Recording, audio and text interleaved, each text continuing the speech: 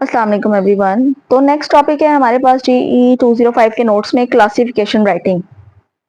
Classification writing होता है कि जब आप किसी भी पीस ऑफ इंफॉर्मेशन को मजीद सेगमेंट्स में डिवाइड करते हैं अंडरस्टैंड करने के लिए। जैसे आपकी टेक्स्ट बुक्स है ना, सबसे पहले आपको इंट्रोडक्शन के चैप्टर क्यों पढ़ाया जाता है, सबसे डिफिकल्ट चैप्टर क्यों नहीं पढ़ाया जाता? क्योंकि उनको पता है अगर आपको स्टार्ट में ही इतने डिफिकल्ट और कम्प्लेक्स टॉपिक्स दे दिए जाएंगे तो आप तो फील्ड छोड़ के भाग जाएंगे ना। और बहुत से बच्चे ऐसे ही करते हैं जो पहले जिनको अगर मुश्किल लगती है ना फील्ड, तो वो अपने डिपार्टमेंट ही चेंज करवा लेते हैं। तो इसीलिए क्लासिफिकेशन राइटिंग बनाई हुई है कि आप एक टॉपिक को ब्रेक डाउन करें, पहले आप बेसिक लेवल से स्टार्ट करें, फिर आहिस्ता आहिस्ता कॉम्प्लेक्स आइडियाज की तरफ मूव करें, उसके डिफिकल्टी लेवल्स की तरफ जो है वो जाते जाएं, और फिर एंड पे आप इस काबिल हो सकते हैं कि आप अल्टीमेटली अल्ट्रा मैक्स प्रो जो कॉम्प्लेक्स आइडियाज हैं उनको भी आप अंडरस्टैंड कर सकते हैं।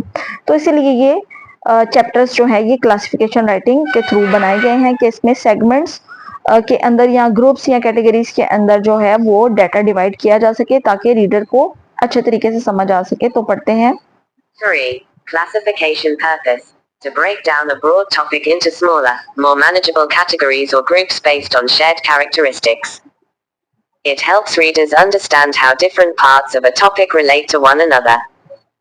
Features. O organizes information into distinct categories or types. O uses clear criteria for grouping items.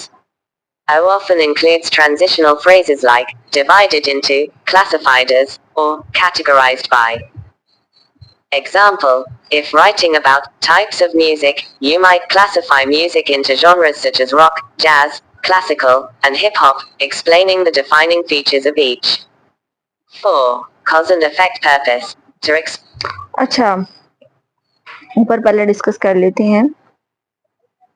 अच्छा, क्लासिफिकेशन ये तो आपको पता है कि ये एक पीस ऑफ इंफॉर्मेशन को मजीद ग्रुप्स में या कैटेगरीज में डिवाइड किया जाता है ताकि डिफरेंट पार्ट्स के अंदर जब हम डिवाइड करते हैं ना किसी भी चीज को, तो फिर रीडर जो है वो ज्यादा अच्छे तरीके से अंडरस्टैंड कर लेता है। और फिर क्लासिफिकेशन राइटिंग का एक और भी पर्पज होता है, मेन पर्पज। एक तो ये कि रीडर को अच्छे से समझ आ जाए, दूसरा जो इसका मेन पर्पज है वो ये कि ऐसे बहुत से टॉपिक्स होंगे जिनके अंदर रीडर को खास इंटरेस्ट होगा। ठीक है, ऐसे चैप्टर्स होंगे ना आपकी बुक में, आपका में भी कोई आपको जो है ना फेवरेट आपका सब्जेक्ट है, लेकिन उसमें से भी कोई ऐसा चैप्टर होगा जो कि आपका फेवरेट होगा, और आप फाइनल में डिसाइड करेंगे कि मैं इसी चैप्टर के ऊपर जो है ना वो अपनी फाइनल की रिसर्च करना चाहता हूँ। तो ये इसीलिए कैटेगरीज में डिवाइड किया जाता है ताकि जो रीडर है वो अपनी नीच सेलेक्ट कर सके, रिसर्चर जो है वो अपना एरिया डिसाइड कर सके कि किसके अंदर मैंने रिसर्च करनी है।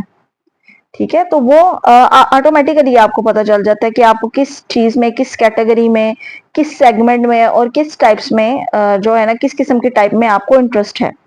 ठीक है, तो अब इसके नेक्स्ट फीचर्स जो हैं वो आपको पता चल गए कि इंफॉर्मेशन को ऑर्गेनाइज करता है, यानी कि पहले बेसिक इंफॉर्मेशन, इंट्रोडक्शन, फिर आहिस्ता आहिस्ता चैप्टर में बाकी चीजें जो है वो बतानी शुरू करती है ताकि चैप्टर्स आपको बोरिंग ना लगे, और फिर इसके डिफरेंट पोर्शंस के ऊपर बात करता है, और एंड पे सबसे डिफिकल्ट चैप्टर होता है। जो सबसे डिफिकल्ट चैप्टर्स होते हैं ना वो सबसे एंड पे होते हैं, तो क्योंकि देखिए ना, एक सेमेस्टर में आप स्टार्ट करते हैं इंट्रोडक्शन से, तो एंड वाले चैप्टर्स तक आप प्रो हो गए होंगे कि आपको पता होगा कि अब मैंने इसको सॉल्व कैसे करना है, तो वो फिर इजी हो जाता है।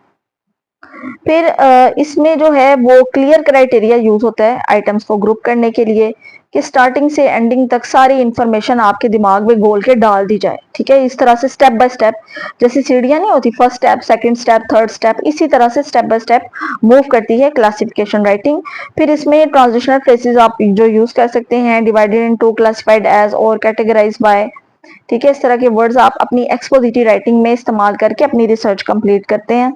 फिर इसकी एग्जांपल है कि अगर राइटिंग जो है अबाउट, आपको लिखना हो टाइप्स ऑफ म्यूजिक के बारे में, तो आप उसको डिफरेंट उसके टाइप्स के बारे में लिखेंगे, हाली म्यूजिक के बारे में तो नहीं लिखेंगे ना, हाली आप उसकी आपके टाइप्स ऑफ म्यूजिक को टारगेट करेंगे, तो उसके बहुत सारे आप जॉनरास के बारे में बताएंगे। ठीक है, डिफरेंट जॉनरास जैसे rock, jazz, classical and hip hop. ठीक है, और अब सबका फीचर डिफरेंट बताएंगे। और देखें, म्यूजिक बेशक म्यूजिक होता है, लेकिन उसकी जो टाइप होती है हर जॉनरा के अकॉर्डिंग उसका लिरिक्स डिफरेंट होते हैं।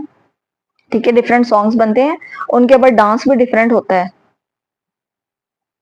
ठीक है। और इसी तरह से ये अगर आपको पोइट्री वगैरह का पता हो तो आपको पता है कि ओड्स जो पहले लिखी जाती थी, सोनेट्स और लिरिकल बैलेट्स जो लिखी जाती थी, उनके अंदर ये म्यूजिक को क्या अपने माइंड में रख के, जो ग्रीक वाले स्टाइल है ना और जो रोमन्स है, वो अपने माइंड में इन इन आइडियाज को रख के ये काफी सारा जो है ना वो म्यूजिक की टाइप्स के अकॉर्डिंग और म्यूजिक के अकॉर्डिंग जो है वो अपनी लिरिकल बैलेट्स और जो है वो ओड्स लिखा करते थे। तो ये जो है वो कैटेगरीज क्लासिफिकेशन राइटिंग जो है इसका ये पर्पस है इन रिसर्च। ठीक है, चलें नेक्स्ट टाइप के लिए आप नेक्स्ट लेक्चर देखिए। Thanks for watching.